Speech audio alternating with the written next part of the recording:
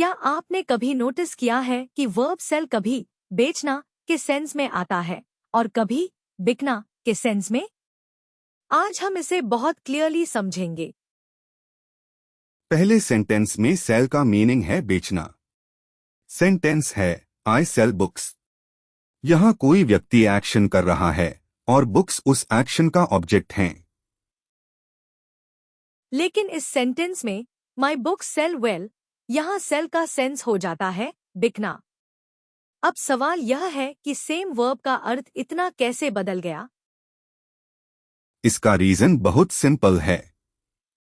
पहले सेंटेंस में object present है, बुक्स ऑब्जेक्ट है, इसलिए यहां वर्ब ट्रांजिटिव है। अब दूसरा सेंटेंस देखिए, यहाँ वर्ब के बाद कोई ऑब्जेक्ट नहीं है, इसी वजह से यह यूज इंट्रांजिटिव हो जाता है। इसी पैटर्न को हम मिडल वॉइस कहते हैं। फॉर्म एक्टिव दिखता है लेकिन मीनिंग पैसिव जैसा फील देता है। अब इस एग्जाम्पल को देखिए, दिस बुक रीड्स ईजिली।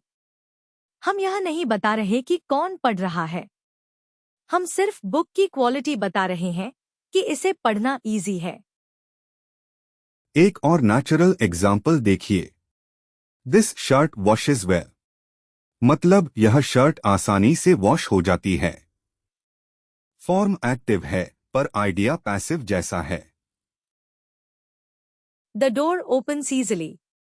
यहाँ हम डोर की क्वालिटी डिस्क्राइब कर रहे हैं, किसी इंसान की एक्शन को नहीं। The glass breaks easily. इस सेंटेंस का फोकस ग्लास की नेचर पर है, यानी यह आसानी से टूट सकता है। Rice cooks quickly. Idea rice cook. The चीज मेल्ट्स क्विकली। यहां भी फोकस चीज पर है, ना कि उस चीज पर जो इसे मेल्ट कर रही है। These bananas peel easily। मतलब इन्हें छीलना इजी है। This knife cuts well.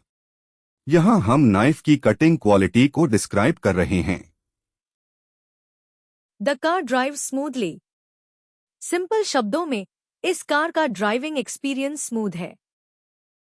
This cloth irons easily.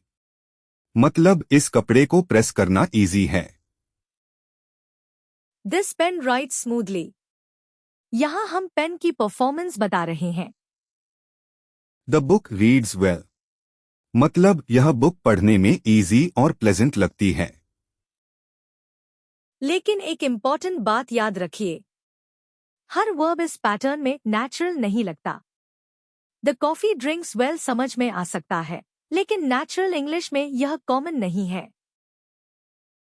चलिए एक क्विक रिवीजन कर लेते हैं।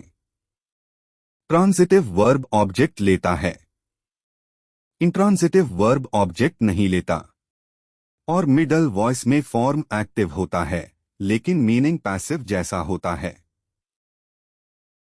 अब फोकस का डिफरेंस समझिए।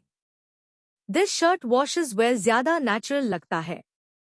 The shirt is washed easily grammatically possible है, लेकिन यहाँ थोड़ा हैवी और अननेचुरल फील देता है।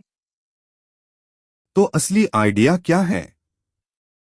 मिडल वॉइस अक्सर क्वालिटी, ईज या टेंडेंसी को एक्सप्रेस करता है, यानी कोई चीज जनरल सेंस में कैसे बिहेव करती है। अब खुद टेस्ट कीजिए, कौन सा सेंटेंस ज्यादा नेचुरल लगता है? दिस बुक रीड्स इजिली या this book is red easily? अक्सर पहला सेंटेंस ज्यादा नेचुरल लगता है।